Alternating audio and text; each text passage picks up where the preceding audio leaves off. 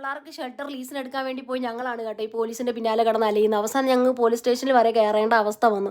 അത്രമാത്രം ഞങ്ങൾ അലയിച്ച് കേട്ടോ ഇവിടുത്തെ നമ്മൾ ലീസിന് കൊടുത്ത ആൾക്കാരെന്ന് പറയുന്നത്. ഒരുപാട് പേര് എന്തായി ചോദിക്കുമ്പോൾ ഞങ്ങൾക്കൊരു വാക്ക് പോലും പറയാനില്ല. കാര്യം എന്നാന്ന് പറഞ്ഞാൽ ഞങ്ങൾ പെട്ടിരിക്കുമായിരുന്നു. കാര്യം ഞങ്ങൾ 5 ലക്ഷം റുപ്യ ഉണ്ടാക്കാൻ വേണ്ടി പറ്റിയ കഷ്ടമെന്ന് പറയുമ്പോൾ പെട്ടെന്നൊരു ഷോർട്ട് ഔട്ട് പീരീഡിൽ നിങ്ങൾ പട്ടിയെ മാറ്റണമെന്ന് പറഞ്ഞിട്ട് അടുത്തുള്ളവരും ഇവിടുത്തെ കമ്മ്യൂണിറ്റി പീപ്പിളും കൂടി കംപ്ലയിൻറ്റ് പറയുമ്പോഴേക്കും ഞങ്ങൾക്ക് ഒന്നും ചെയ്യാൻ വേണ്ടി പറ്റത്തില്ല. കാര്യം എന്നാന്ന് പറഞ്ഞാൽ ഒരു ഷോർട്ട് ഔട്ട് പീരീഡിൽ നിങ്ങൾ മാറ്റി കളയണം, അല്ലെങ്കിൽ നിങ്ങൾ എവിടെയും കൊണ്ട് വിടണമെന്ന് പറയുമ്പോഴേക്കും ഞങ്ങൾക്ക് ഒന്നും ചെയ്യാൻ പറ്റില്ല. അവസാനം ഉണ്ടായിരുന്ന സ്വർണ്ണവും അതുപോലെ തന്നെ പണയം വയ്ക്കും അടുത്തുള്ള ആൾക്കാരുടെ അടുത്തൊക്കെ ചോദിച്ച് പറക്കിയൊക്കെയാണ് നമ്മൾ 5 ലക്ഷം റുപ്യ ഉണ്ടാക്കിയിട്ട് നമ്മൾ വേഗം തന്നെ ഈ ലീസിനെടുക്കാൻ വേണ്ടിയിട്ട് നമ്മൾ പോയി നോക്കിയത്. അപ്പം നമ്മൾ പോയിട്ട് ആരും തരാറില്ല. കാര്യം 1-2 പട്ടിക്ക് തരും, ഇത്രയും പട്ടികൾക്ക് ആരും തരാൻ പറ്റത്തില്ല എന്ന് പറഞ്ഞാൽ അവസാനം എല്ലാവരും പറഞ്ഞു നിങ്ങൾ ബ്രോക്കർ വഴി പോകുന്നു.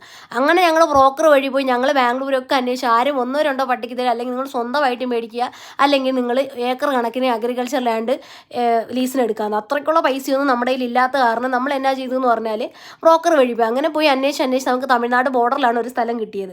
ഇതാണ് ആ സ്ഥലം കേട്ടോ. ഈ കടയിരിക്കുന്നതിൻ്റെ ഇപ്പുറത്ത് ഒരാളുടെയും അപ്പുറം ഒരാളുടെയും അങ്ങനെയാണ് ഈ സ്ഥലം എന്ന് പറയുന്നത്. അപ്പോൾ ഫസ്റ്റ് നമ്മൾ ലീസിന് പറഞ്ഞപ്പം 8.5 ലക്ഷം റുപ്യാണ് ലീസ് എന്ന് പറയുന്നത് 4 സെൻറ്റ്. അപ്പോൾ ഫസ്റ്റ് എല്ലാ കാര്യത്തിനും വില്ലിങ് ആയിരുന്നു. കാര്യം ഇതിൽ കറണ്ട് ഉണ്ടായിരുന്നില്ല കേട്ടോ. ഈ കടയിൽ കറണ്ട് ഉണ്ട്, മറ്റേ സ്ഥലത്ത് അപ്പുറത്ത് കറണ്ട് ഇല്ല. അപ്പോൾ കടയിലുള്ളത് ഒരു ബ്രദറിൻ്റെ, ഈ ഇപ്പുറത്തെ ഒരു ബ്രദറിൻ്റെയാണ്.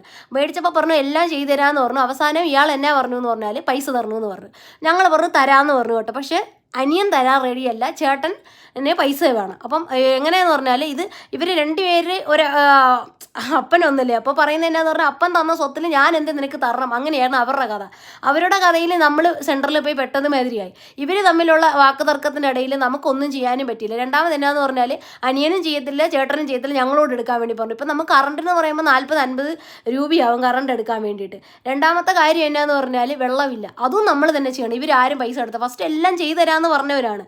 അപ്പോൾ പിന്നെ ഇതെല്ലാം നമ്മൾ ചെയ്യാൻ അവിടെ ക്ലീനും ചെയ്തു തരുന്നില്ല, ഒന്നും ചെയ്തു തരുന്നില്ല. അപ്പോൾ നമ്മൾ ഇതെല്ലാം ചെയ്തു തരാൻ നമ്മൾ പെട്ടുപോയ ഒരു അവസ്ഥയിലാണ് കേട്ടോ. അവസാനം ഞങ്ങൾ തന്നെ തിരിച്ച് ബ്രോക്കറിൻ്റെ ഫീസും കൊടുത്തു കഴിഞ്ഞു. അയാളോട് ചോദിച്ചപ്പോൾ അയാൾ പറഞ്ഞു നിങ്ങൾ എന്താ വേണമെങ്കിൽ ചെയ്തോ എന്ന് പറഞ്ഞിട്ട് അയാളും പോയി. പിന്നെ ഞങ്ങൾ അവസാനം അയാളോട് ചോദിച്ച് മടുത്ത് അവസാനം പോലീസ് സ്റ്റേഷനിൽ വന്ന് കംപ്ലയിൻറ്റ് കൊടുത്ത ശേഷമാണ് ഇവർ ഞങ്ങൾക്ക് 5 ലക്ഷം റുപ്യ തന്നത്. ഇപ്പം ഞങ്ങൾ വേറെ വീട് അന്വേഷിച്ചുകൊണ്ടിരിക്കുവാണ് കുഞ്ഞ്.